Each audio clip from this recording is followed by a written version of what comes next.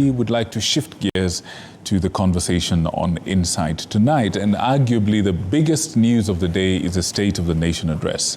And this is something that a lot of people have been looking at. A lot of our coverage has been focused on this particular day, and we wanted to give you first the information and give you some time to digest it, and then later on we would request you to send in your views and reviews on this subject as well. But now, here to help us understand this a lot better and maybe see it from a different perspective is Dr. Moses Mwangi. He is a pharmacist by profession. He is also somebody who's very passionate about governance. He's also been heavily involved in politics in his home county of Murang'a, I believe. And for some people in Murang'a, he was their choice for governor. And we have him here tonight to help us put a different perspective on things. Karibu sana, Daktari. Thank you very, very much, and good evening. Good evening to you. Yes. Did you have a good day today? Excellent. Had a good day. A mix of work and following the matters of the nation. Oh, yes. Because indeed, this is one day in a year. Indeed. So I had a good day. Yes.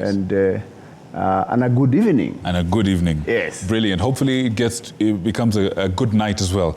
Now, Daktari, the last 2 days have been very, very interesting. Make that last 3 days have been very interesting for Kenyans who are watching and, people who are plugged into what's happening in the country.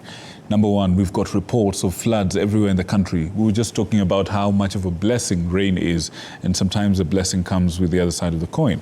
We've seen that. We've also seen very interesting details emerge from the impeachment proceedings of Meru Governor Kawira Mwangaza, including some interesting comments by one of the MPs from that area.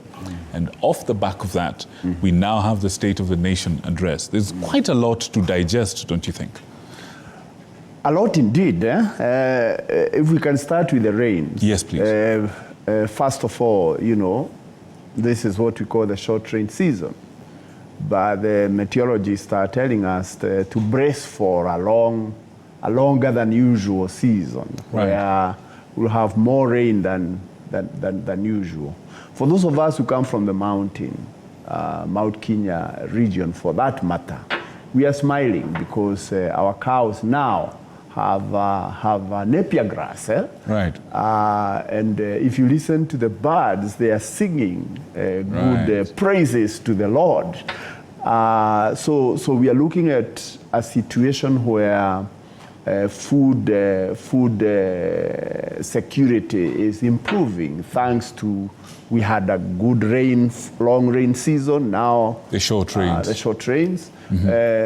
Obviously the difficulty we have as a country, and indeed because we, in the president's speech, agriculture seems to be at the center of it. Yes, indeed. It was nice very prominent. That, he talks about fertilizer, he talks about, and it's good. But we have rain in northeastern Kenya, a place where they rarely receive rain. Right. Now we have excess of it. We've got floods everywhere and it's now. Sweeping and killing people. Yes. Just imagine. Over 14 people dead so far. Just imagine if, as a country, we would focus and say, this water will not go to waste. There is a way in which we could harness this water and turn around the economy of the nation, and especially the northeastern region. Now, on that point, I have a question for you. You're keen on governance.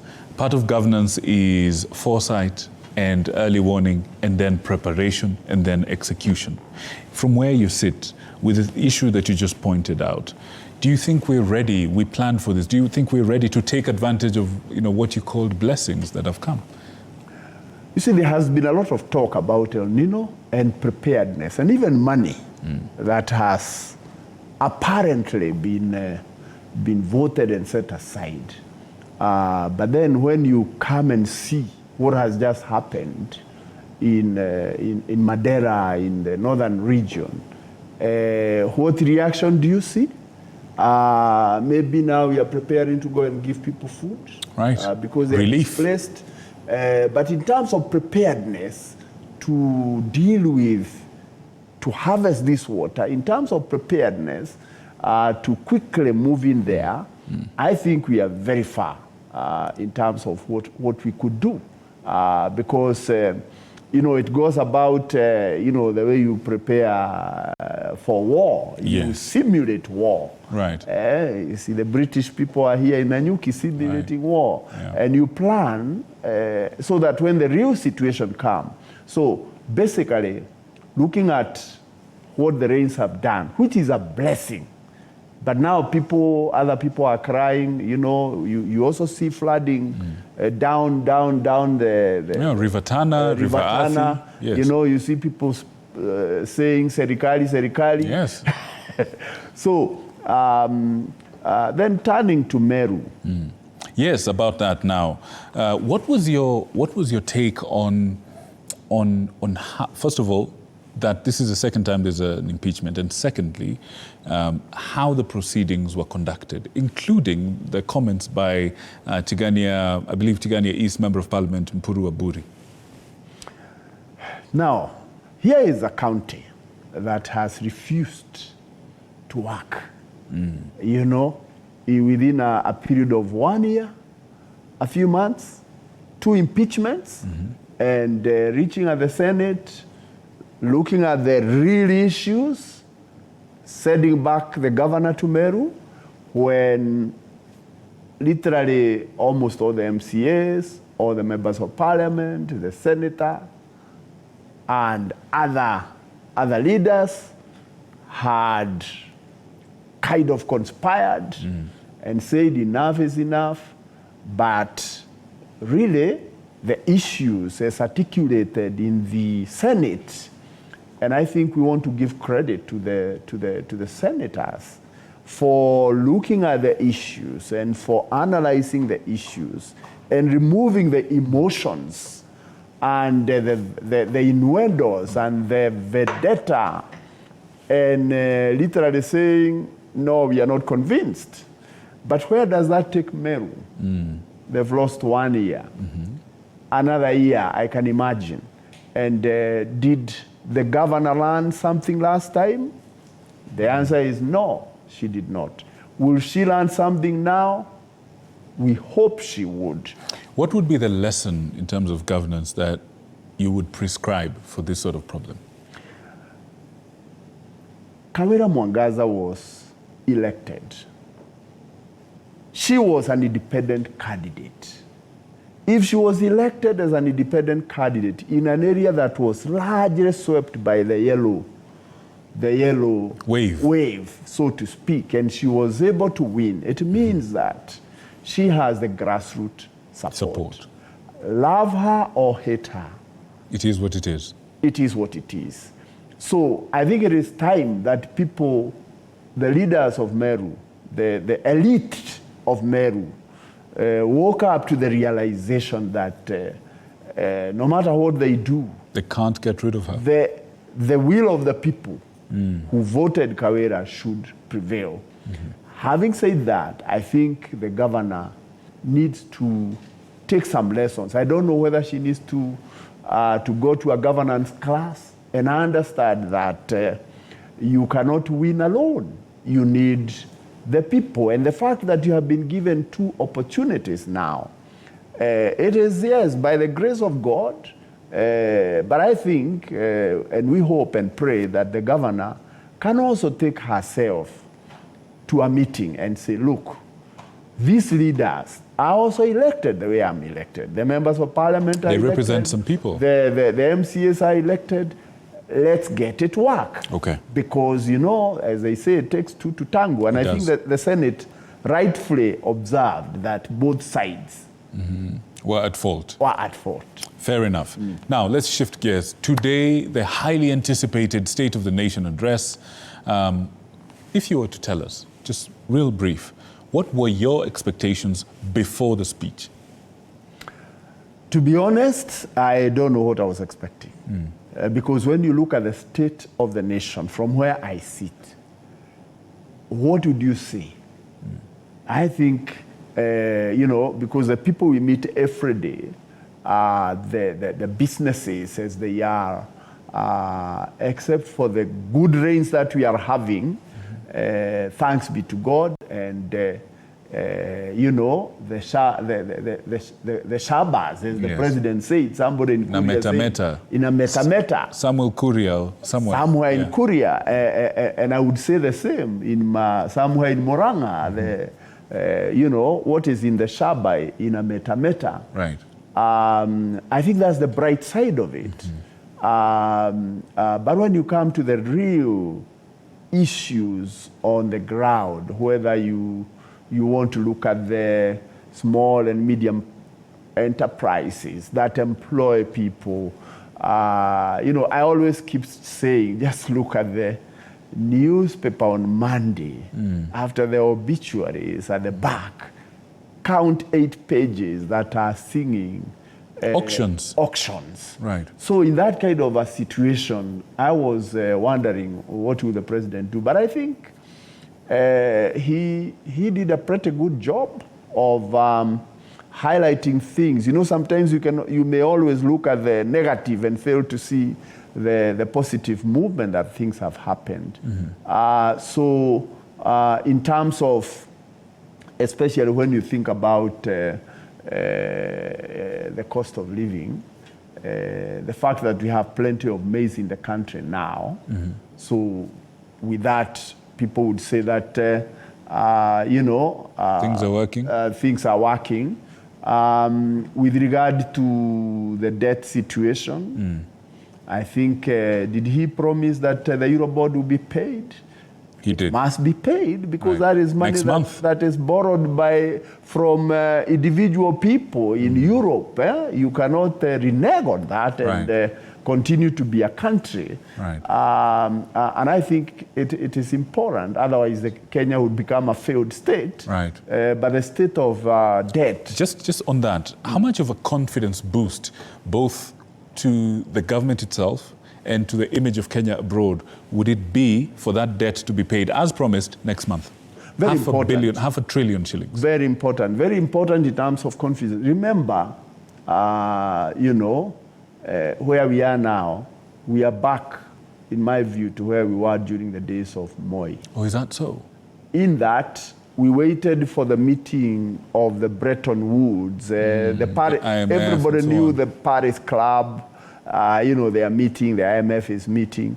We are in a scenario where the structural adjustments. Kenya will need to be able to borrow from multilateral donors to be able to survive through this difficult period that we are going through. And therefore, if you don't pay the Eurobond, then you not get any bailout or any whatever. So it's important. That boost is very important.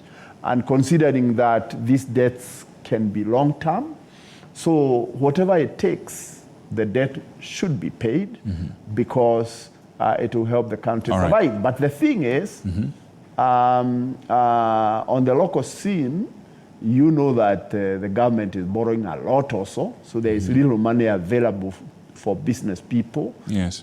In fact, we wish they pay and then they get money from out there and leave the local money to business so that we get back to work. Yes. So there are some that are drawing a connection, and I was just looking at some of the points here, connection between the state of Kenya, the state of Kenya as a country in terms of our debt crisis and everything, and the state of common households. There are millions of people in CRB listed because of defaulting on loans. There are millions of people still who are every day or every week borrowing just to be able to put food on the table or to be able to run their businesses or educate their children and so on and so on. Enough could be said that maybe the speech and all the issues therein are quite dense and people need a few days to digest all of that. I want to call upon you, because I'm told we're running out of time, I want to call upon you to cast into the future. Talk to me about what you expect to hear in the next State of the Nation address, in terms of what do you think will have shifted or should have shifted by the time of the next State of the Nation address in 2024? God willing, we're here. Now, let's say this. The president is very eloquent. He says the right things. if what he said were done, because the real gap is between what he says and what is done. I believe Mr. Malema pointed that out as well.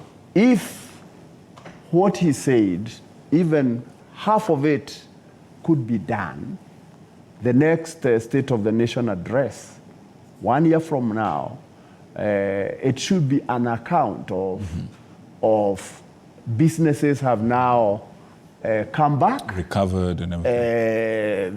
The people are able to travel because Yes. the cost of fuel Is lower people now. have Been low, yeah. Well, even if it was not lower, if people have more income, Right. then they could be able to afford. But quickly, please. Yes. What needs to be done to have the promises achieved? What needs to be done? Where's the disconnect between what is said and what is done that needs to change? The real issue is governance. There is a governance problem. Who are the people who are implementing what the president is saying? When you think about the CSs that are there, you know, even when we went to the Meru governor thing, you can see their CSs, you know, and ministers speaking from different points. Right. The seriousness with which the people who have been given the job to interpret and do what it is the president is saying. The president needs to be a little bit harder on his people. For now, no minister has been shown the door. So and yet there are quite many that Kenyans know are non-performing. are non-performing. So if I hear you correctly, heads must roll. Heads should roll. Okay, I'm sorry, sir, we are entirely out of time. This is a massive subject and we've only been able to tackle a little bit of it. But I want to give you one last opportunity. There's your camera right behind me. I want you to talk to Kenyans from your heart. What message do you have based on all the things that Kenyans are witnessing in the last 3 days? What would be the message to Kenyans going forward? My dear Kenyans, you know the government is there and it is our government. Whatever you say. But I think for me and for you, it is important that where you are, you do what you can to take care of your family, to take care of yourself. If you are a farmer, go to the farm and farm for yourself. Don't wait for government to do anything for you. When you listen to the politicians, just listen, but be sure half the time they don't mean what they say. So, where is your future? It's in your hands. All right. Go for it and don't choose. Whatever you fight to do, do it. I couldn't have said it better myself. And I think that's a takeaway for all of us who are watching. This is the Insight Tonight, and we'd like to leave you with something to take away, something to mull over, something to digest. Do what you can, and whatever you can, do it. And that's the message tonight. Thank you, sir. Thank you, Daktari, for coming, and thank you for your insights. Hopefully you can come back and we can delve deeper into this. My pleasure. Asante. Thank you for having me. What other thing is my pleasure is that I thank you for you choosing us to inform you of what's happening across the country this evening. Thank you so much. That's actually a massive pleasure and honor of mine. Up next is VAR, and VAR has a new captain. His name is Duncan Mutua. We call him Askofu the Bishop. VAR right after this. My name is Victor Muyakane, and many, many regards to all that made this bulletin a reality, the people behind the scenes, our producers, our directors, our camera people, our editors, our reporters, and everyone who made this a reality. Thank you so much. I wish you a good night full of God's blessings.